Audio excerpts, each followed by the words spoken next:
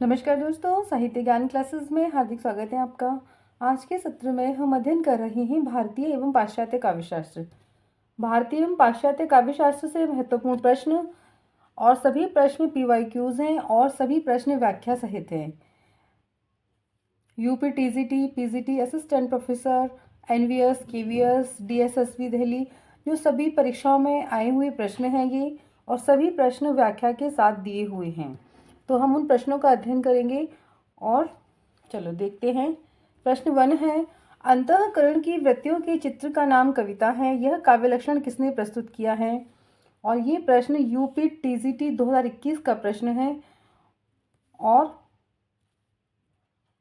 सही उत्तर है इसमें सी, महावीर प्रसाद द्विवेदी ने कहा है। ये अंतःकरण की वृत्तियों के चित्र का नाम कविता है और ये काव्य लक्षण महावीर प्रसाद द्विवेदी के द्वारा दिया गया है, कथन है ये। और अंतःकरण की वृत्तियों के चित्र का नाम कविता है, यह काव्य लक्षण महावीर प्रसाद द्विवेदी ने प्रस्तुत किया है।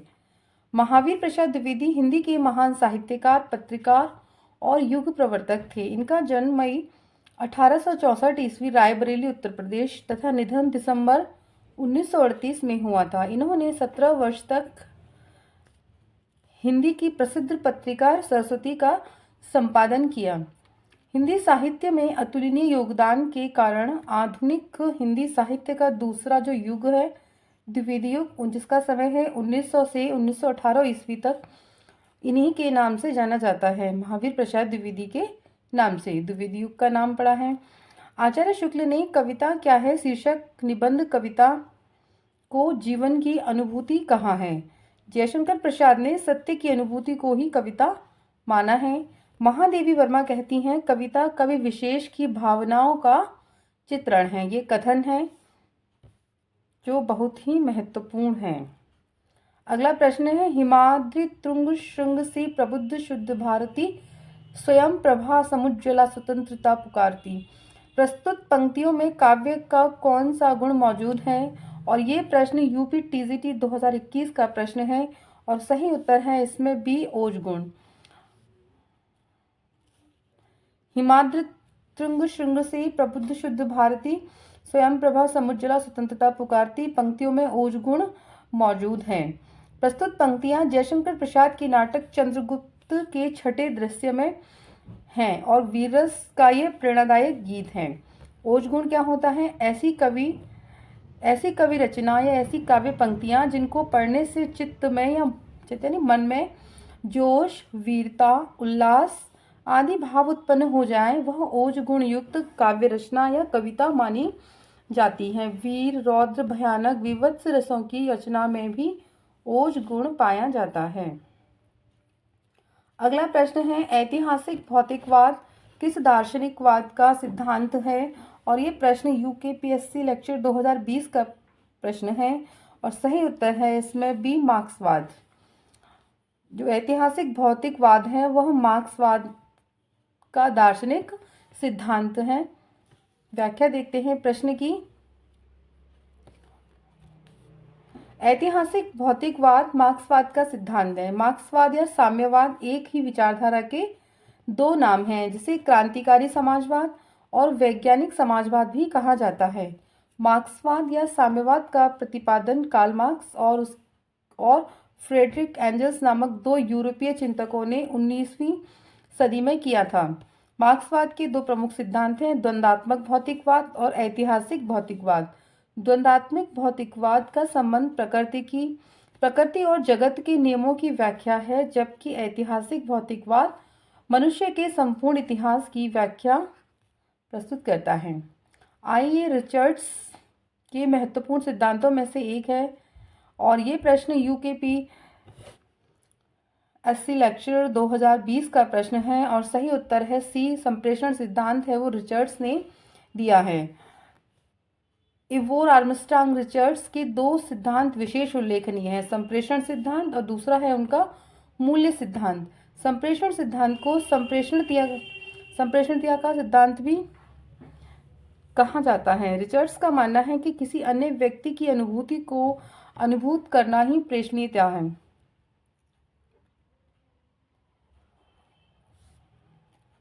अगला है इनका मूल्य सिद्धांत। मूल्य सिद्धांत को कला का मूल्यवादी सिद्धांत या उपयोगितावादी सिद्धांत भी कहा जाता है।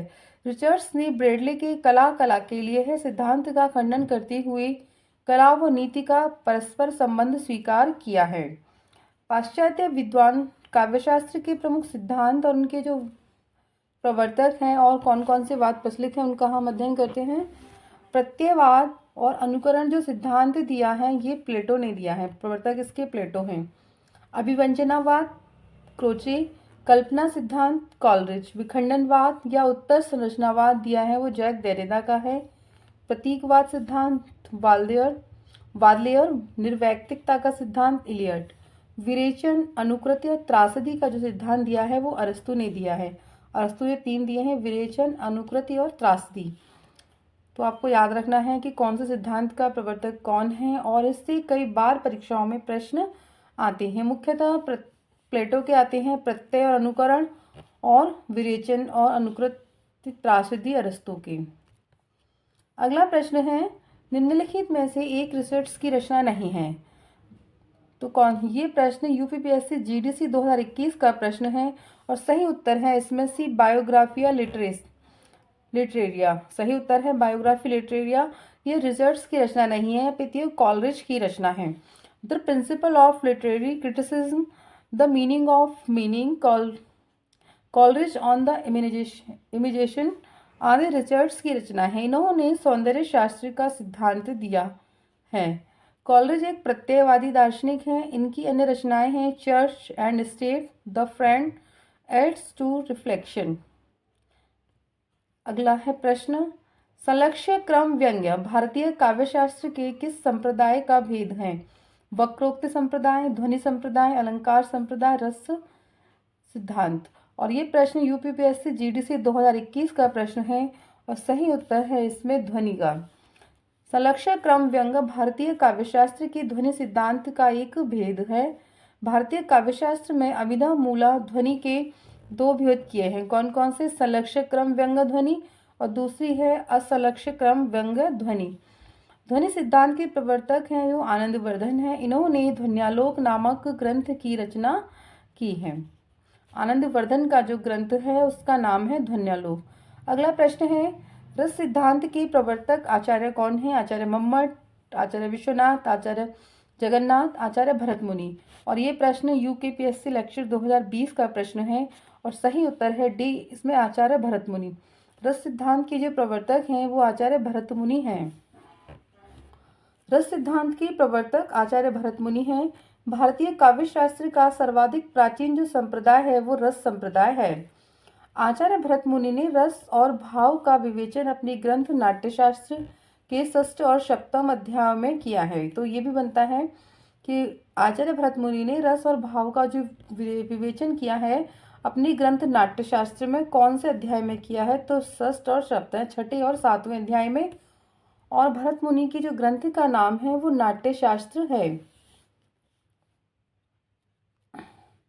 भरत मुनि के अनुसार विभाव, अनुभाव और व्याविचारी भाव के संयोग से रस की निष्पत्ति होती है। तो इनकी जो ये है विभावानुभाव व्यभिचार संयोगादृश निष्पत्ति। तो ये जो पंक्तियां हैं इनकी बहुत ही महत्वपूर्ण है और कई बार परीक्षाओं में आती हैं।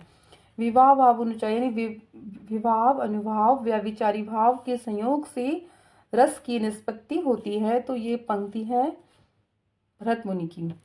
आचार्य भरत मुनि को नाट्यशास्त्र में 8 रसों का उल्लेख किया है उन्होंने। आचार्य मम्मट ने काव्य प्रकाश जो ग्रंथ है इनका उसमें नामक ध्वनि विरोधी ग्रंथ की रचना की है। आचार्य मम्मट के अनुसार व्यक्ततम सत्यव भावाध्यो स्थायी भावो रस स्मृतः। इनकी पंक्ति है ये। रस को काव्य की आत्मा के रूप में सर्वप्रथम विश्वनाथ ने मान्यता दी है। पंडित राज जगन्नाथ ने रस गंगाधर नामक प्रौढ़ ग्रंथ की रचना की थी। अगला प्रश्न है नहीं रसादृते कश्चिदर्थ प्रवर्तते किसका कथन है। आचार्य विश्वनाथ, दंडी, मम्मट, भरत मुनि। और ये प्रश्न यूकेपीएससी लेक्चरर 2020 का प्रश्न है और सही उत्तर है इसमें डी, भरत मुनि।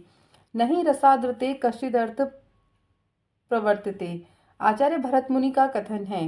भरत मुनि के कहने का अर्थ है कि रस के बिना नाट्य का कोई अंग प्रवृत्त नहीं हो सकता है। भरत मुनि को संस्कृत काव्यशास्त्र का प्रथम आचार्य माना जाता है।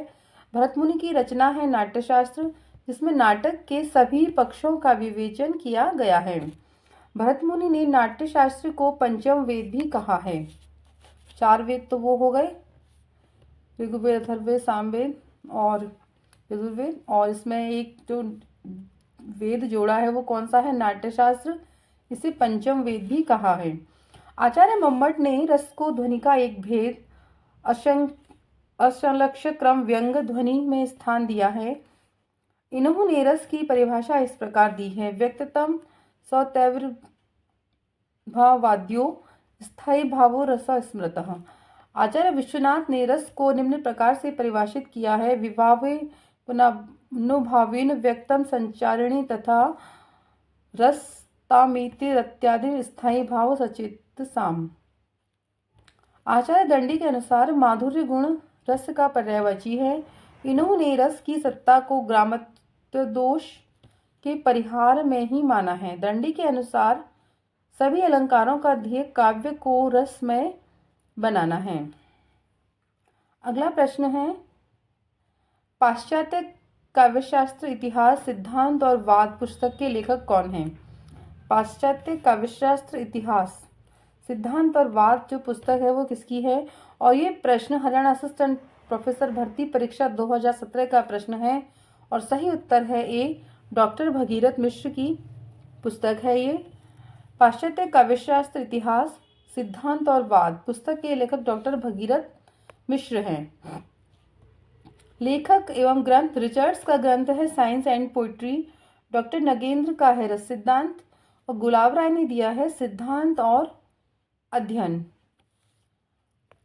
अगला प्रश्न है, अर्थबोध कराने के संदर्भ में निम्नलिखित में से कौन सा कथन सत्य है? अभिधा शब्द शक्ति लक्षणा पर आश्रित होती है। लक्षणा शब्द शक्ति व्यंजना पर आश्रित होती है। अभिधा शब्द शक्ति लक्षणा एवं व्यंजना दोनों पर आश्रित होती है। लक्षणा एवं व्यंजना दोनों शब्द शक्तियां अभिधा पर आश्रित होती हैं। और ये प्रश्न यूपी पीजीटी 2005 का प्रश्न है और सही उत्तर है इसमें डी कि जो लक्षणा एवं व्यंजना दोनों शब्द शक्तियां हैं वे अभिधा पर आश्रित होती हैं। व्याख्या देखते हैं प्रश्न की। लक्षणा और व्यंजना दोनों शब्द शक्तियां अभिधा पर आश्रित होती हैं। सांकेतिक अर्थ का बोध कराने वाली शक्ति को अभिधा वृत्ति कहते हैं। शब्द की 3 शक्तियां हैं, कौन कौन सी? अभिधा, लक्षणा एवं व्यंजना। अभिधा से शब्द के मूल या प्रचलित अर्थ अर्थात मुख्यार्थ, वाच्यार्थ का बोध होता है। लक्षणा से मुख्यार्थ से संबंध रखने वाले अर्थ लक्षित होता है तथा व्यंजना से किसी शब्द के मुख्यार्थ में छिपे हुए अकथित अर्थ का बोध होता है। यानी कि अभिधा शब्द शक्ति क्या बताती है कि मुख्य के शब्द हैं, वाक्य हैं, शब्द में तो शक्तियां होती ही हैं और जो शब्द है वो क्या कहना चाहते हैं, क्या कह रहे हैं, ये बताती है अभिधा शब्द शक्ति। लक्षणा से है कि शब्द क्या अर्थ देते हैं और मुख्यार्थ व्यंजना से है कि मुख्य जो तुम कहना चाह रहे हो उस शब्द का मुख्य अर्थ क्या है, उसमें क्या अर्थ छिपा हुआ है और जो तुम नहीं कहना चाह रहे उसका भी वो बोध करा दें। अगला प्रश्न है, जब द्रास बटालिक टाइगर हिल्स की सीमा लगी गरजने, जब शहादत लेते हिमगिरी की चट्टानें लगी गरजने, तब जाग उठे ये शेर बबर पौरुष हुंकार उठाता, मातृभूमि की बलि देवी पर लहू पुकार उठाता। उपयुक्त काव्य पंक्तियों में कौन सा काव्य गुण व्यंजित होता है? माधुर्य, प्रसाद, ओज, तीनों। तो सही उत्तर है इसमें ओज, यानी वीर रस की जो प्रधान रचना होती है उसमें ओज गुण विद्यमान होता है। और ये प्रश्न यूपी पीजीटी 2005 का प्रश्न है। उपयुक्त काव्य पंक्तियों में ओज काव्य गुण व्यंजित हो रहा है। पद्यांश में ओज काव्य गुण समाहित है। ओज काव्य गुण चित्त में उत्साह बढ़ाने वाले तथा दीप्त लाने वाला होता है। इस काव्य गुण का प्रयोग वीर, रौद्र, विभत्स रसों में प्रयुक्त होता है, जबकि माधुर्य गुण का प्रयोग श्रृंगार, करुण और शांत रसों की रचनाओं में उसमें होता है तथा प्रसाद गुण का प्रयोग प्राय सभी रसों में होता है। चित्र तुरंग न्याय का संबंध किस सिद्धांत से है? उत्पत्तिवाद, भुक्तिवाद, अनुमतिवाद, अभिव्यंजनावाद। और सही उत्तर है इसमें सी, अनुमितिवाद। और ये प्रश्न यूकेपीएससी लेक्चर 2020 का प्रश्न है।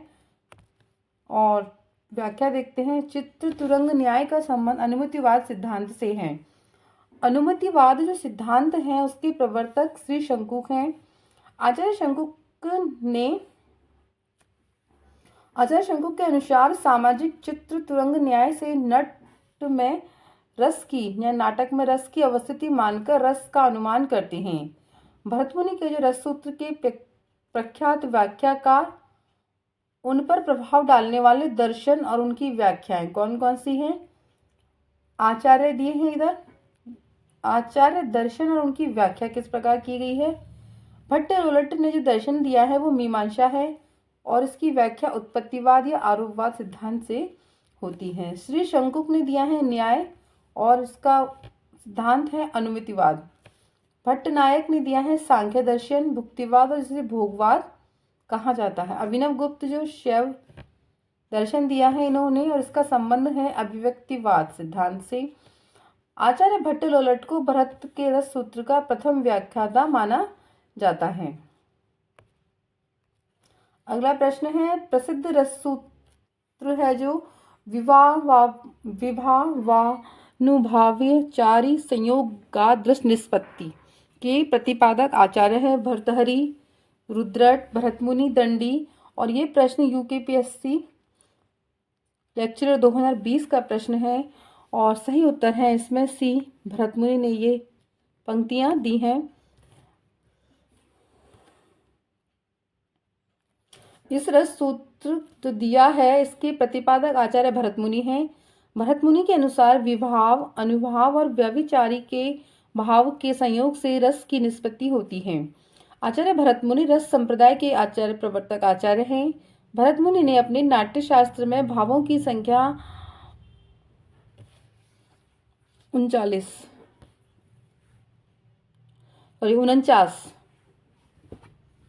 मानी है, जिसमें 33 संचारी भाव दिए हैं और 8 स्थायी भाव और 8 शेष इसमें क्या है, सात्विक भाव हैं।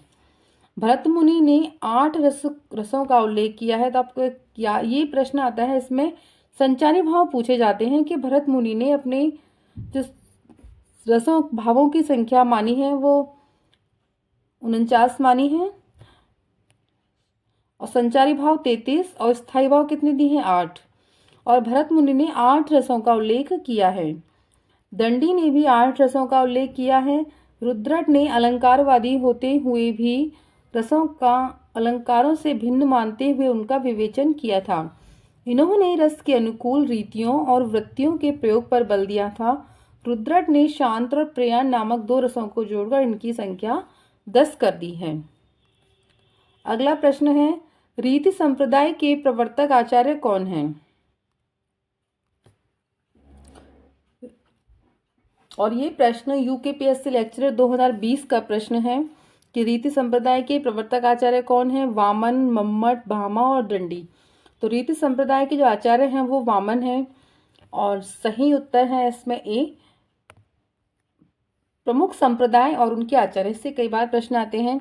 रस संप्रदाय के कौन है? भरतमुनि। अलंकार संप्रदाय भामा, रीति संप्रदाय वामन, वक्रोक्त संप्रदाय कुंतक, ध्वनि संप्रदाय आनंदवर्धन, औचित्य संप्रदाय क्षेमेंद्र का है। अगला प्रश्न है, लॉन्जाइनस के अनुसार इनमें से महान काव्य का उत्पत्ति कारक कौन है? उत्पत्ति कारक है और ये प्रश्न यूकेपीएससी लेक्चरर 2020 का ही प्रश्न है और सही उत्तर है इसमें आत्मिक भव्यता को बताया गया है। लॉन्जाइनस के अनुसार आत्मिक भव्यता महान काव्य का उत्पत्ति कारक है। उदात्त के स्रोत तत्व क्या है? महान विचारों को धारण करने की शक्ति, भावों की प्रबलता, अलंकारों का समुचित प्रयोग, भाषा की अभिजात अभिव्यक्ति, गरिमामय और पद्य रचना का विधान। उदात्त के विरोधी तत्व कौन है? शब्दाडंबर, बालिशता, भावाडंबर। यानी विरोधी, उदात्त को विरोधी बताने वाले कौन है तत्व? ये सभी हैं।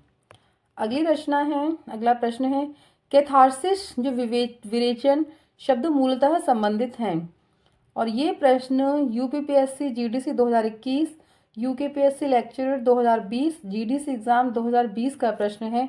और जो विरेचन शब्द है, जिसे कैथारसिस कहते हैं, ये चिकित्सा शास्त्र से संबंधित शब्द हैं। ये विरेचन यूनानी शब्द कैथारसिस का हिंदी रूपांतरण है।